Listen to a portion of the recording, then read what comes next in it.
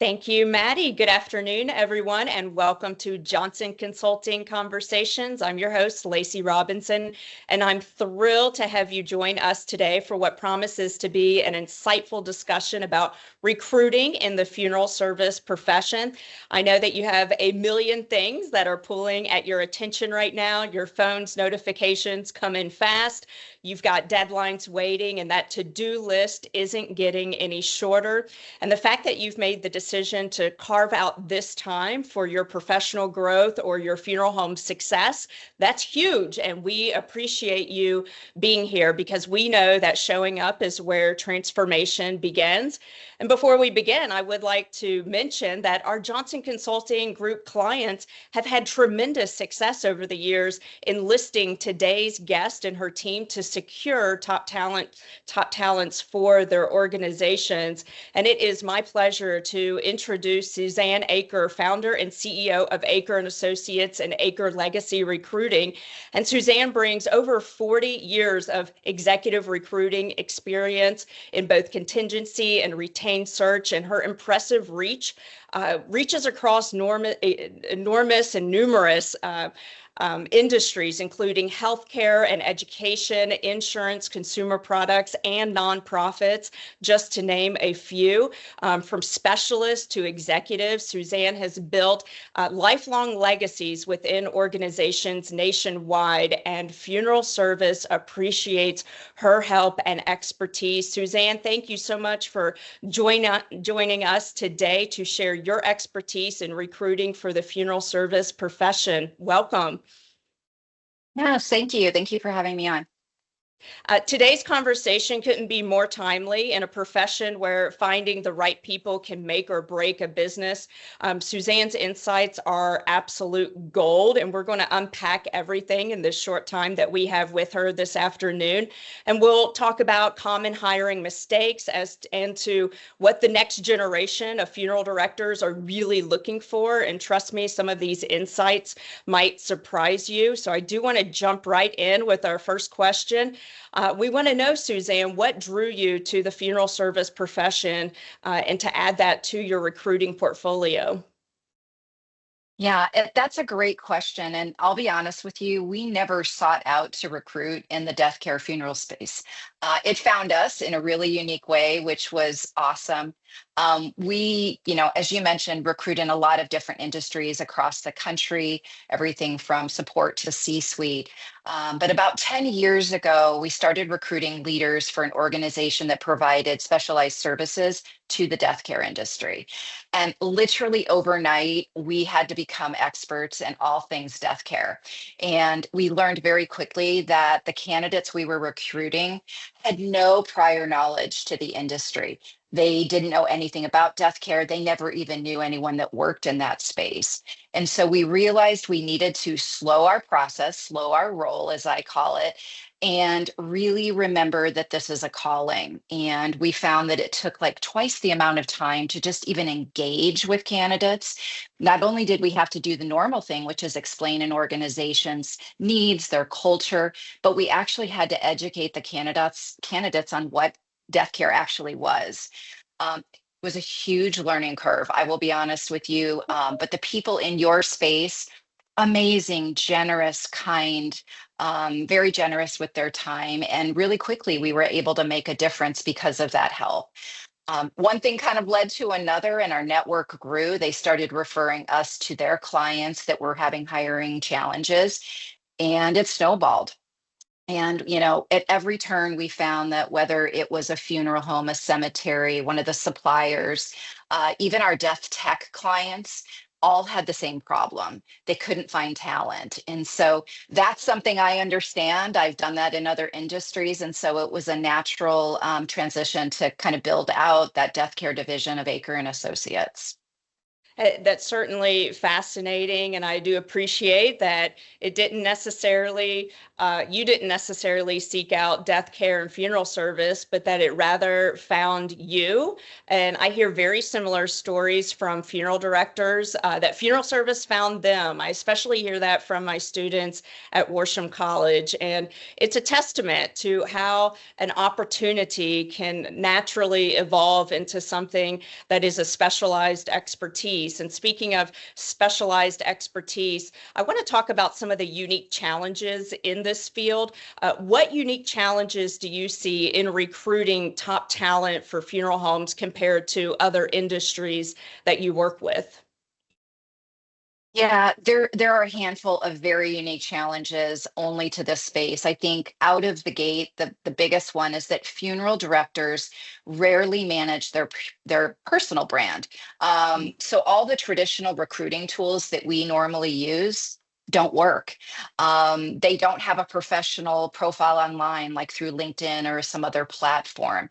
They're so busy serving the families in the community that they don't take the time to focus on their own career growth. And then a lot of times they don't even respond in a timely manner to us reaching out to them, leaving voicemails, emails, text messages. It is very normal for us to get responses 7 or 10 months later. And I get it because they are dealing with families on their worst days and they're busy. So it's been really difficult in that sense to connect with people. Even the candidates that are desperate for change, they're overworked, they're underpaid, they're struggling with work-life balance. They're very hesitant to take the first step. They're fearful and they frankly don't know where to go to even look for opportunities or know who to trust. We kind of heard it at every turn, whether it was our clients or the candidates. They all said the same struggle. We need help. We're swamped, we're understaffed, but we don't know where to turn. We don't know what to do. And we hear that a lot in other industries, but usually there's some frame of reference and they know where to go or who to reach out to.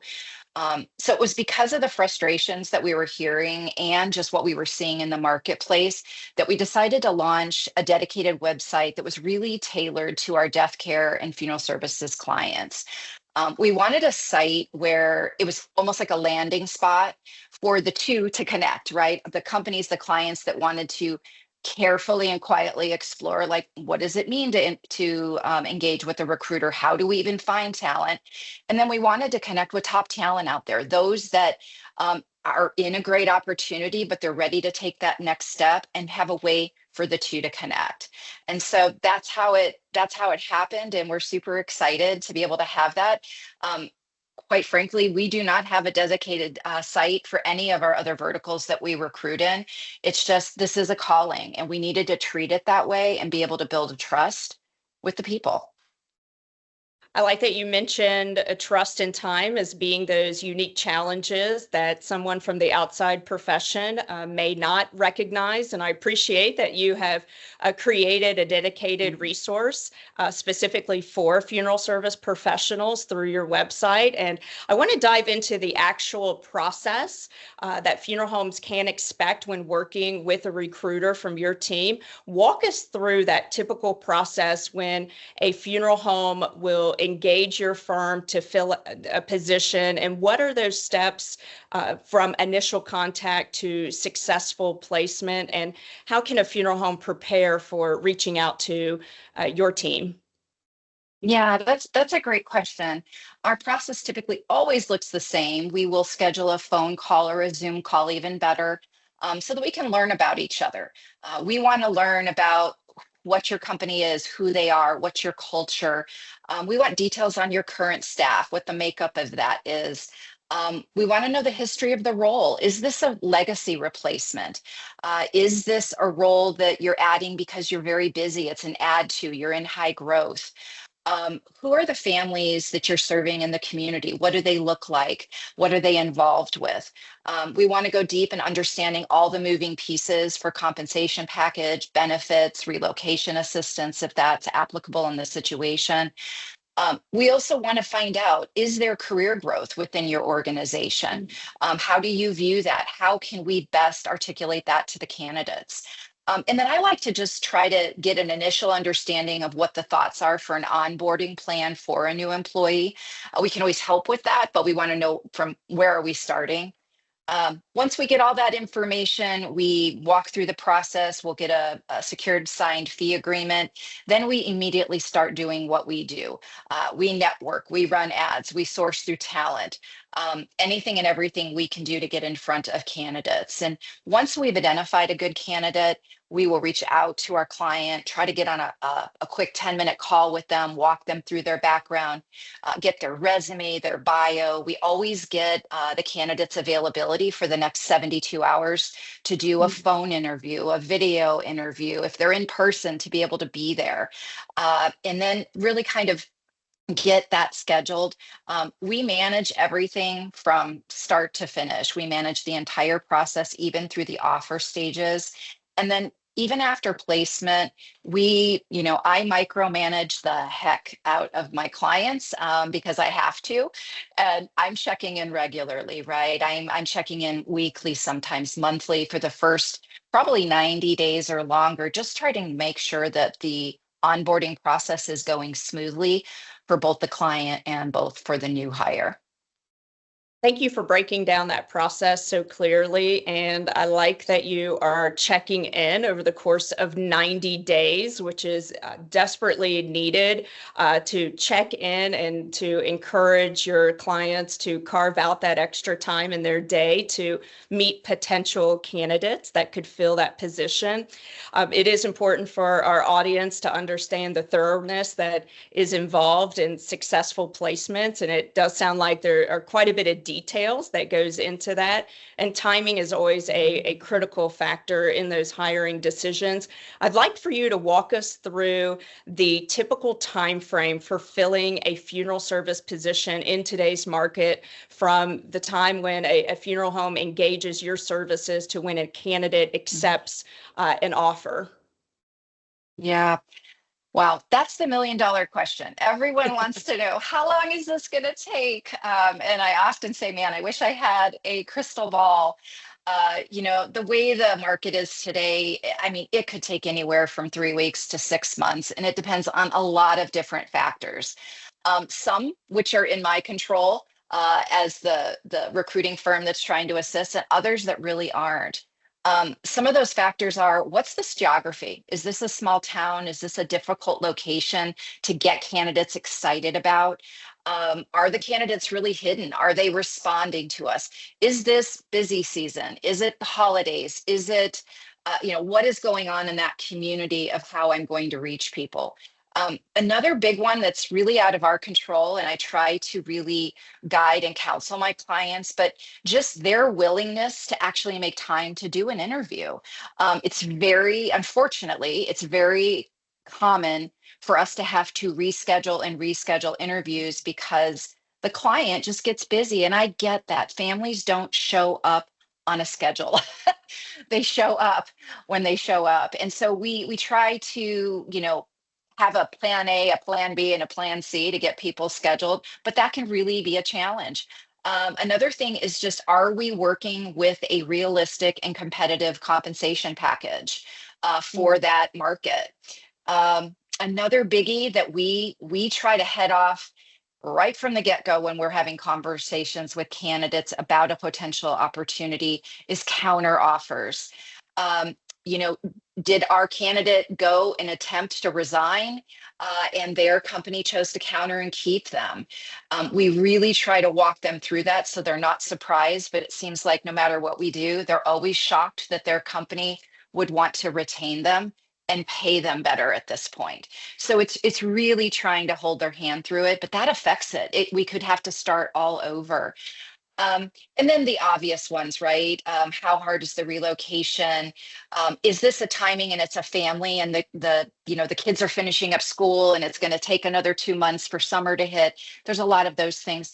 And then the biggie is licensing challenges. Some states make it really, really easy. Others, very difficult to transfer licenses. And so, those things are out of our control, but we move quickly and we communicate with our clients on a very regular basis as to, if we're running up against challenges, how do we work around this? How can we course correct? Is there something we can change? That type of thing. I know our clients appreciate your expertise, and I know they really appreciate your patience during that 3 to 6 month time frame that is needed to find the right candidate to fill that position. So many different variables that can impact the recruiting process. Thanks for sharing and bringing insight to that. I want to talk about some of the common pitfalls that funeral homes should avoid. What are those common mistakes that you see funeral providers making during that hiring process? Yeah, there's some that are, well, I back up. They're very consistent, I should say. Um, Number one is time kills deals. I say this all the time. If the interview process is taking too long, there are too many steps, or maybe the client is just not sure if they want to hire, it will always go bad. It will never go through. Another big one is that we see as a common mistake, and we see it almost, I hate to say 90 to 100% of the time, and it's just educating clients on the front end, is that letting an unhealthy or a toxic employee participate in the interview process with a potential new hire is not good. It's not helpful. Um, if you have employees that are tired, they're in a difficult season, they're not their best version of their self, and we've all been there. Um, Probably should not put them in the interview process. It's too hard to find candidates, and that scares them. So I think doing all you can to make sure that the interview process is a joyful one, that people are happy and excited to see that there's people who are wanting to come in and work and be a part of the team is huge. Um, I think another one that people don't often think about, but your space is so compassion based. I'm stating the obvious. And so you have to gain trust with your families fairly quickly and prove that to them. But I think sometimes in the interview process, the client will speak to a new potential hire in a way that they automatically think they trust you. And, that doesn't always happen. And, it takes time. A lot of candidates come to the interview process with what I call our work wounds, promises unkept, dreams for advancement that didn't happen, compensation package increases or raises that have never come through. And so they've got some wounds. They may have some trust issues, and you need to be able to start building that trust right away in the interview process, allowing there to be transparency for them to share and ask hard questions. But you have to realize that they're probably not going to trust you in the first 20 minutes of your conversation. Um, and not taking that personally at all. Um, I think the other thing is, conducting your interviews um, in a kind way, not interviewing very impersonally, making it very transactional. That's never received well. Leading with curiosity and showing a true desire to know more about this person, both professionally and personally. What matters to them? What are their dreams? Where do they see their career? Just showing that rather than making this just transactional. Um, and I think lastly, just when you get to the final stages and you're working through the process, not presenting a comprehensive offer letter that's very detailed, breaking down their full compensation, their benefits, if there's going to be promised career paths, all of those things so that they have that and they can ask questions. You brought up factors that I had not considered, one being that toxic team member that may be a part of that interview process, and they may not represent the funeral home in the best and most positive way in that moment, in that season of their life. And that can certainly contribute to those work wounds that a candidate may already have with that. Excellent points, Suzanne. And I want to shift our focus and dive more into what you just touched upon on what are candidates looking for in potential employers. So based on your interactions with candidates, what are those key elements of workplace culture that funeral service professionals are seeking? Yeah, great question. And I think if there was like an overarching answer to that, it's they want to work in a workplace where they're valued, not just professionally, but personally. And so the things they're looking for kind of all fall under that umbrella. They want to work in a culture. This is a really unique one that we hear a lot. They want to work in a culture where taking PTO or vacation time is actually encouraged, that it's viewed as a healthy thing for them. They can go refill their cup, as I say, and come back and be even better for the families they serve. They don't want to feel guilty for needing it. I think another thing is they want, which goes to being valued, right? I think we're seeing a lot of this right now. They want support for their mental and emotional well-being. Compassion fatigue is a big deal. We're hearing that through all of our candidates. A company that realizes it and tries to take steps to try to combat that. I think another thing is an environment where there's very open discussions, conversations about what potential career paths there are for them, for advancement, for growth, learning new skills. Maybe it's learning some operational understanding, some scheduling, budgeting, things that they want to be better at what they do and better at understanding why they do what they do and how it impacts a company.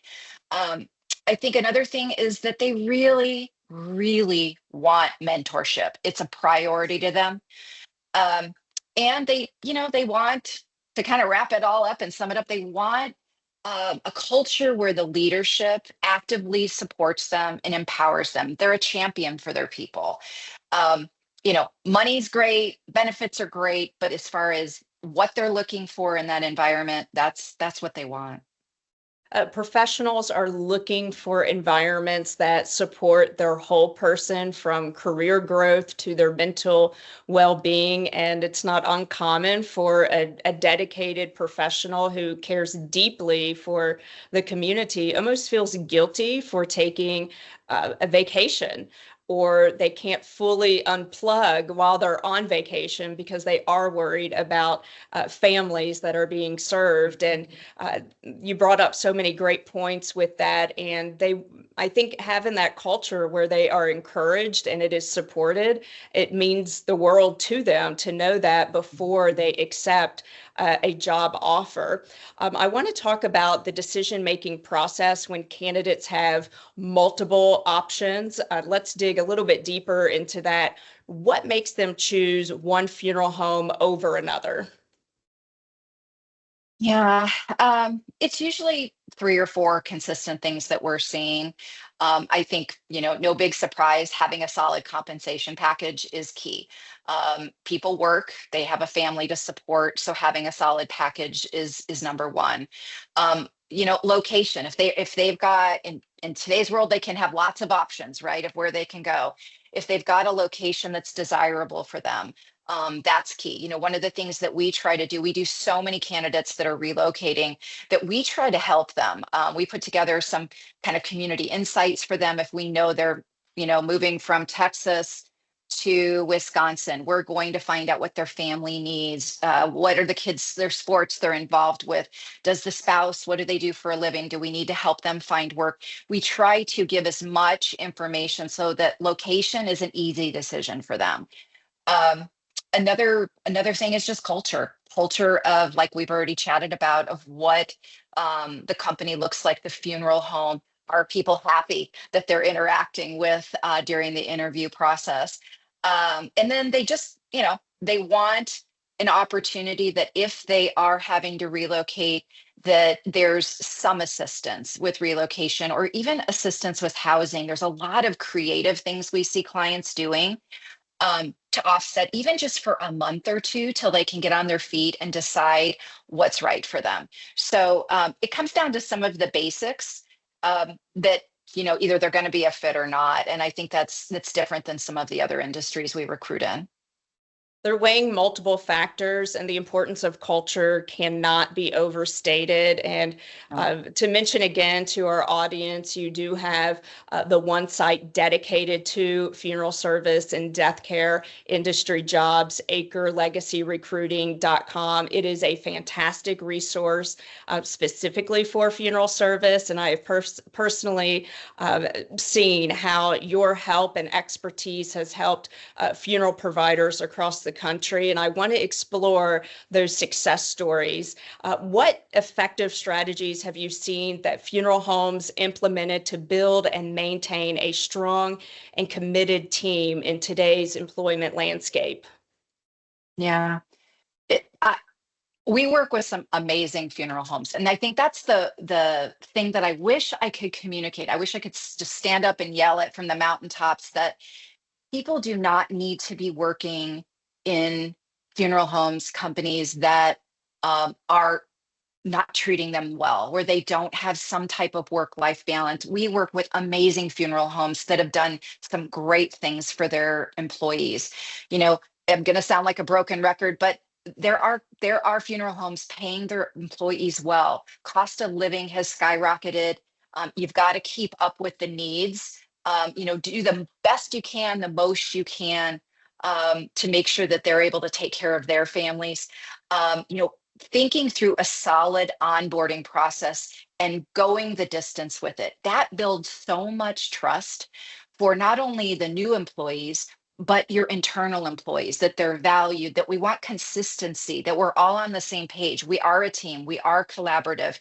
We want you to be part of this family. So having that onboarding process written out and be consistent is huge. It's a great strategy that I think people overlook, and it doesn't cost anything. Like, it literally costs nothing.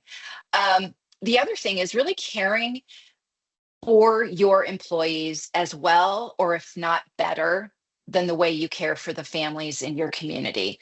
This is huge. I can't state it more strongly. We hear this all the time. A candidate is very quick to say to us, like, I'll approach someone for a new role, and they're like, I'm not interested. And I'll always go, okay, but you know why? And they're like, I am cared for. I am paid well. I matter. I've got opportunities. My families love me. We're embedded in the community. I mean, that's a calling and that's pride, but that only comes when they're being cared for as much as the families they're being cared for. I think another thing is a good strategy is acknowledging and honoring your employees in the community.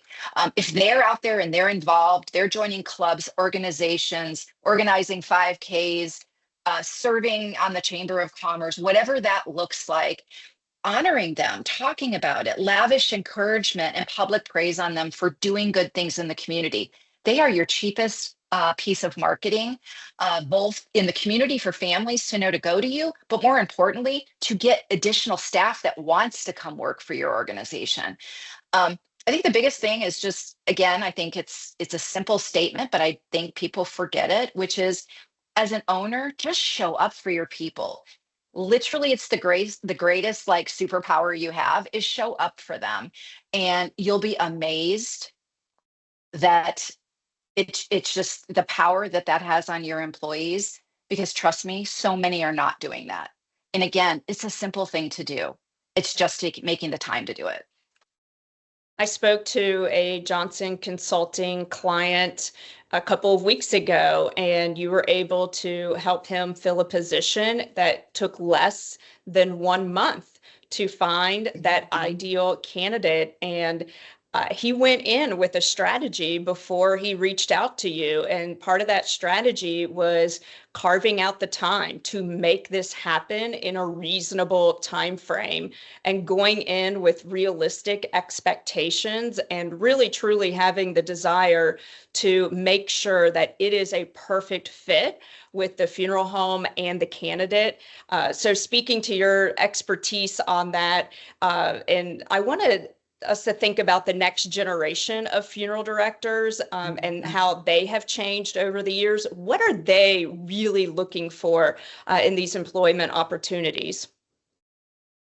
Yeah, this next generation is very different. I think one of the biggest things, they weren't born into the industry. Their why is completely different than other generations prior. And it's okay. We have space for both. I think we just can't forget that, right? And so a lot of them have experienced personal loss and a lot of personal loss, frankly, at a much younger age. And so because of that loss, they carry a deep burden and a passion for others, which we all know that's going to make them an amazing funeral director. They're going to love and care for their families in a way that you need them to, but they aren't going to be able to do it day one.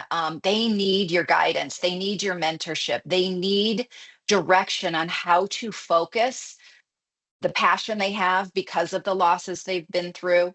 And they need to be taught how to do that. That's a biggie we see. I mean, the passion and excitement I get when I'm on calls with this generation. I mean, for me, I'm like, oh, it just gives me hope of just that, there's just some amazing up and comers out there. But we have to remember they don't know what to do with some of that passion. Um, they're unique in that they expect to be paid well. They're going to ask you those tough questions in the interview process. They're going to ask about career growth. They crave, is the best way I can describe it. They crave and expect mentorship. They want that relationship from their employer. They put a huge priority on their mental health, and they like to protect their health and want to know that you believe that as well and that you have a path for that. An interesting thing that we've noticed is that they very much so expect open communication about expectations. What are you expecting of them? What is a day going to look like? How should they be doing things? But the flip side of it is that they struggle sometimes in receiving corrective feedback. And so I think that comes from there's no trust yet. So we have to build trust, and they have to be very compassionately walked through the process of how to have healthy conflict resolution. Because it's great that they are communicators and all of that, but it goes both ways. And I think we're very quick with this generation to say that they don't get it, they're not interested in some of these things. They are, but they need you to show them how to do it. They haven't been in careers or had jobs where anyone's done that. And it's just too important to skip that step. I think the other, the biggie that kind of goes without saying, they love technology. They grew up in a world where they only know technology. And they want to use technology not only in their personal life, but in their work life to work smarter, not harder. And I think sometimes we hear that and it can take us back. But truly, if there's tools to use to allow your employees to work smarter and not harder, you got to do it, especially with this generation. Not only do they love it, they embrace it, and they want to work for a company that values it and is not fearful of it. Having meaningful conversations with people who are first generation funeral directors, especially if they're young, is very exciting, and it's motivating for me as an instructor to help them on their journey to be a licensed funeral director and find that perfect funeral home that's going to be out there that fits their needs and exceeds their expectations. I know there are differences between younger funeral directors, first generation funeral directors, and second career funeral directors who are also first generation funeral directors.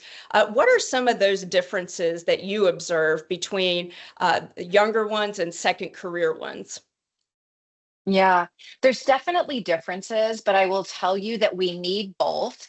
And it's a blast working with both of them because they just come from a different perspective. But what's interesting is I think the two working together is amazing. Like there's just, again, like a superpower if you have a team that has people from these different entries into the space.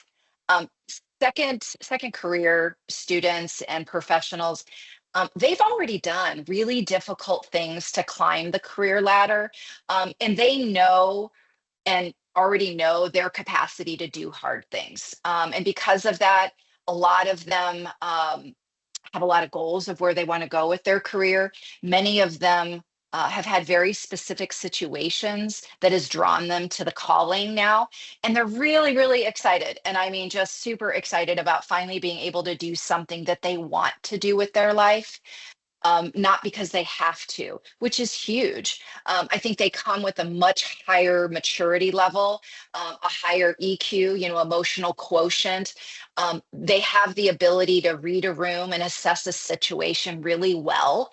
And I think most importantly, they're just more excited and less fearful about entering a new field. They've already done it once. They're not afraid, which is really, really great. It's just then honing that energy in and that excitement and teaching them the unique things that are very specific to your space, and in getting that into them quickly so that they feel like they're accomplishing it because they are very calling based. You have described the second career funeral service professional accurately. And yes, they don't have a lack of fear, and they almost exude this appreciation for this opportunity that has finally come in their life, something that they have dreamed of for years, and they're finally making it happen. I know from an instructor perspective, I really enjoy listening to their backstories, their life experiences, what they've done as far as professional work life prior to coming to mortuary school.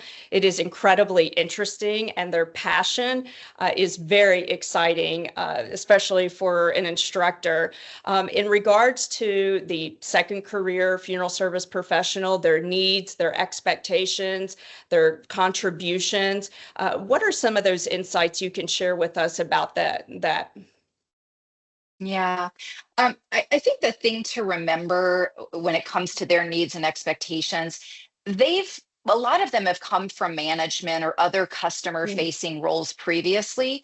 So they know how to engage with people. They're people. They love that relational experience, but they also come with a viewpoint of expecting a lot of independence sooner in the second career journey because they know the steps that they need to take, and they want to see them clearly so they can get there. They also seek leadership opportunities a lot sooner, which is a wonderful thing, because a lot of them come to the table with operational skills that we're killing to find out there in a GM or a lead, and they've done it in another industry. So it's understanding that those skills, if directed the right way, totally transfer over to your world, and so they can take on leadership roles a lot sooner, which means our viewpoint, it's just my opinion, but our viewpoint of those types of candidates in the field, we need to look at very specifically. We can't use the same mold that we were using 2 decades ago for somebody that worked their way up in the same funeral home for 18, 19 years and now wants a leadership or operations role. This person maybe have been managing people in another company, hundreds of people, and did it for years, and now they're recareering. It shouldn't take them 10 years to get to that point, and they're not going to want to do that. They're on the clock for this calling, and they love what they're doing. So I think those are some of the unique expectations they have. You are so right that they are people oriented. They like having conversations and connecting. They genuinely want to take care of other people. And I love hearing about their backgrounds. I have students that are realtors that have worked in restaurants and bars, hairstylists, healthcare, you name it. They've done it, and they've come to funeral service to apply their unique skill set. And I want to talk about funeral directors of all experience levels now. What do they need to do as far as skill development in order to stay competitive in funeral service? Yeah, I think at any stage of the career, I think the biggies are embracing technology, improving your technology skills. And I know that can be hard for a lot of people, especially if you entered the field solely to be caring for families, and it's hard to realize that there's a business side of it and there's a technology side. I always encourage people that don't want to do that, just bite off a little bit at a time. You will be shocked at how much of a difference it makes and how it allows you, again, to work smarter, not harder. So getting those skills up to top level. The other thing would be, invest in, being better at your public speaking, your communication skills.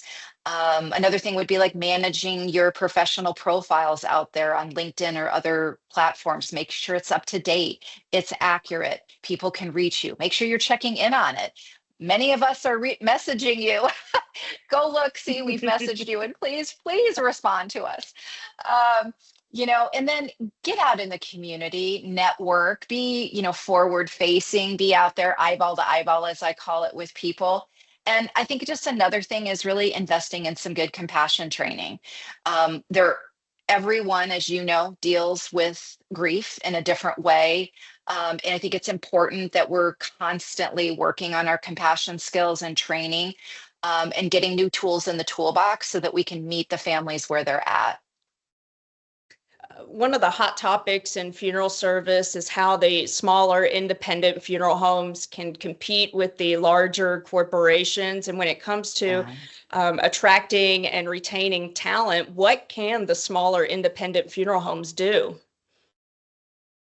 Yeah, great question. And I think simply said, do what you can. Focus on the few things you can do and do those things like really, really great. Be exceptional at those things. Don't feel like you have to compete across the board the way the big corporate groups do. You need to do things, but just do the things you can the best. Focus on things that you can make the most difference in. Build a great culture, a work environment that people talk about, and not just internally, but externally. You want your employees out in their world, whether it's in their faith-based community, it's in their children's schools, in the PTA, whatever that, or the sports fields, right? You want people in the community hearing your employees talk about what an amazing environment they work in, how blessed they are to do what they do.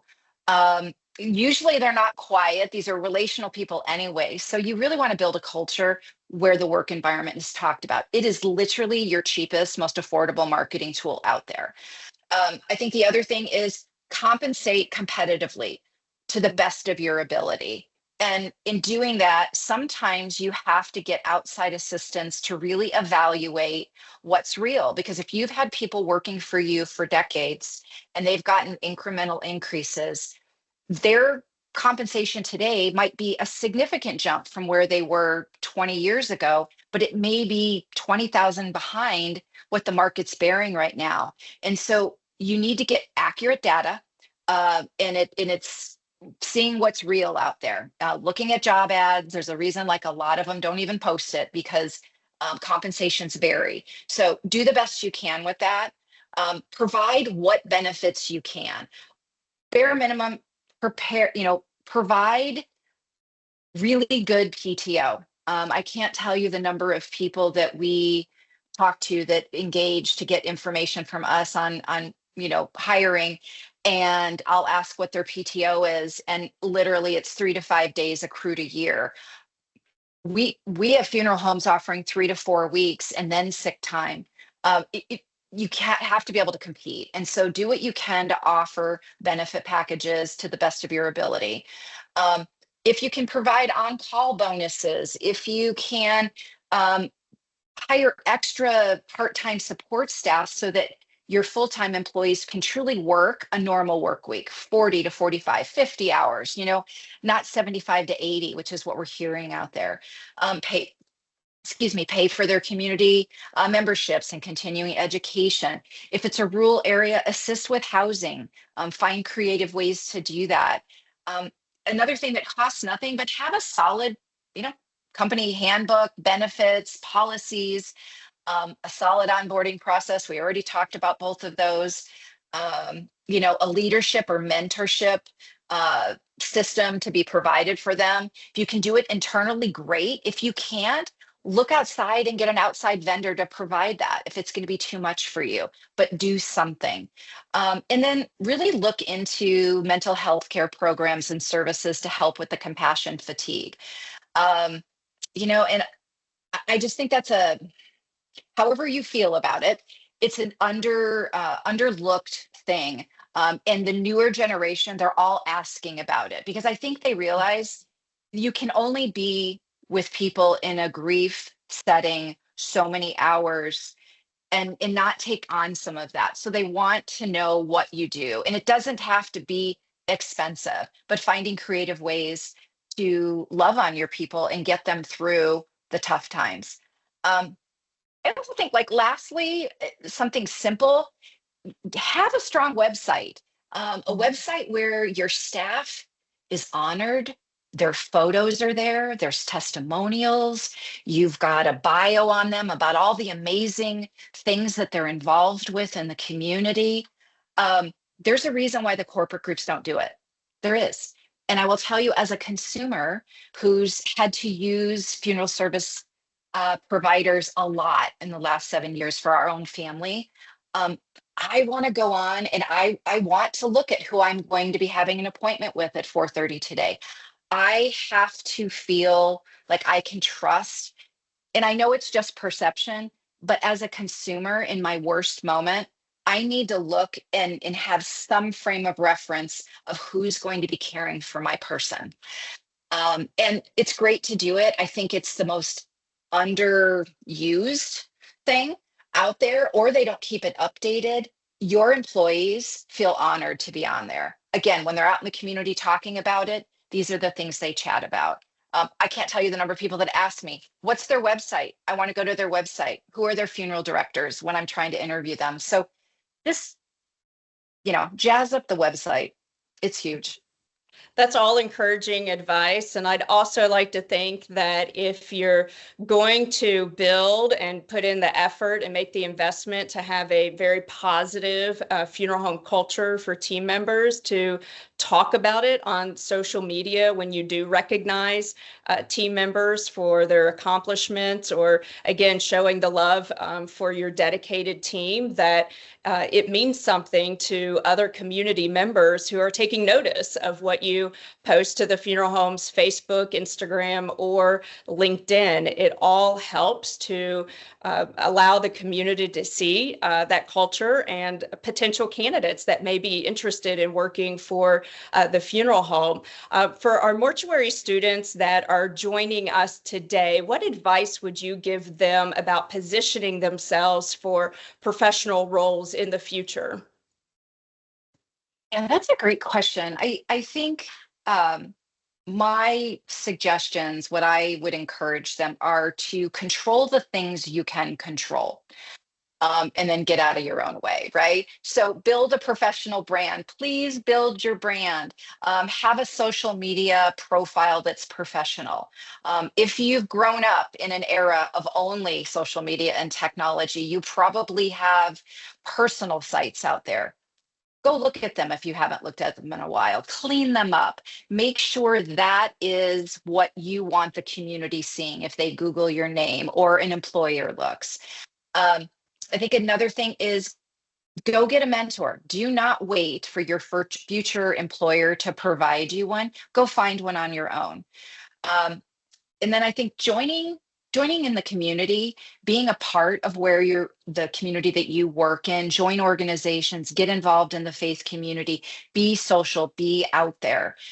It will be your greatest tool. It will bring families in to your funeral home. It will drive revenue. Your employer will notice, and there's more opportunity for growth. So it really is this snowball effect if you get out there and you be social. I think that's the biggest thing that clients ask me is, I need you to find out what ways they're involved in the community, and we provide that to our clients. And there's still a number of people that just don't get involved, and it's so important. But you also have to allow your employees the time to do it, right? And so it's kind of that double-edged situation. But I think other things are, now's the time to start taking care of yourself. Get healthy, have good habits, dress professionally, take care of your appearance. You need to remember that you're meeting families on their worst day. And you're such an important piece of the journey for this family. And they need you to lead them. They need you to guide them. You're there to bring comfort to this family. But we don't need you to be a distraction with your appearance or with your personal style. I think one of the greatest things we have with this new generation is it's a generation of really creative people in all areas. And we need that. Families need that. They need somebody who's going to walk them through this and be a creative voice for them, but that's different than being a distraction. And so I think just remembering that this is a very professional profession. Um, and, I had somebody say it once, dress the way you want to be received. And I think that's important, but there's a lot of opportunity out there. So just be the best version of yourself you can. I want to check in with Maddie and see if we have any questions in our chat box. Absolutely, we do indeed. So Sebastian writes, he says, Dear Suzanne, what would your advice for someone like myself from Chicago, Illinois, when planning my career as a future funeral director within the eco-friendly sector of the funeral care industry? Illinois State has laws implementing a joint licensing of funeral director and embalmers. Please advise. So if I'm understanding the question, and you may have to rephrase it for me, you're wanting to know what the advice is if you want to solely target that specific area of the space. Is that correct? That area, as well as I believe the Illinois state, is also very important in the consideration for such Right. area. Well, I would say first and foremost, the things we've talked about, get your professional brand up, connect with me on LinkedIn, call me, email me, let's get on a call, we can walk through it. Let's talk about some target uh, businesses, companies, funeral homes that you want to go work for. Let us help get you those introductions. Let us find out as much as we can. Let us take a look at your resume and your brand. Let's make sure that you're positioning yourself to the best of your ability to get noticed and earn a right at the table to be heard. And we can help you do that. So I think it's just taking the initiative to do that. And for your resume, move up your skills and your expertise, things that you have learned about eco-friendly funerals, move that up. So that is front and center, that it is featured and they see it on your LinkedIn, they see it on your resume, and it's going to be a talking point. And if that is the direction you want to go in, that is your desire, then it needs to be front and center. One other thing I will Awesome. add, just to that question, because you jogged my memory, Lacey.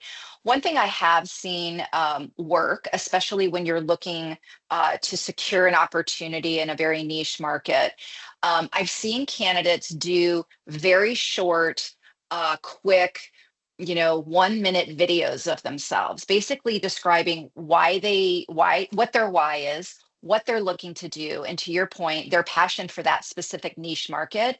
And they will either have a clickable link on their resume, they'll have a link on their LinkedIn that they can click. They can include it in a cover letter. I received one like this last week, which was just amazing. And it's just a little snippet. They get to look at you, but they get to hear your passion. So I don't know how you go about finding that, but I know I've been the recipient of it, and it's amazing. Awesome. Great advice. Honestly, leaning into our next question here, they followed up with these are super helpful tips. Thank you. But even before Oh, cool. that, Grace asked, have you ever placed anyone in Alaska? Oh yes, we've placed multiple people in Alaska recently. So yeah, we love recruiting for Alaska, and although it seems like it would be a very difficult thing, and it is, it's a challenging geography.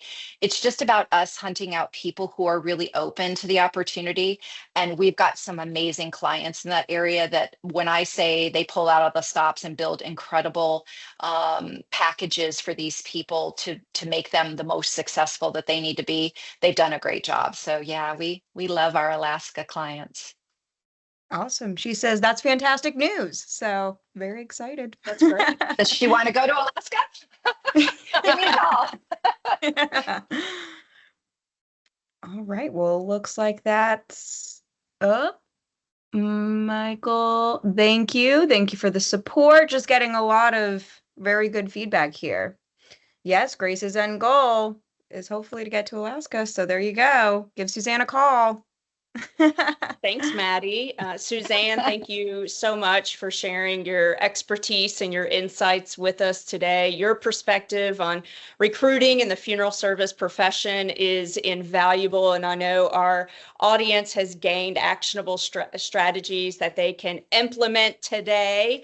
For those of you who want to learn more about Suzanne's services, definitely visit acrelegacyrecruiting.com. On the site, you will see a page that highlights open positions, but you will also see one that highlights open talent. If you are a manager, a director, or working with a funeral specific company as a sales consultant, and you are ready for a change, submit your career details and your desired position to be listed on the open talents page.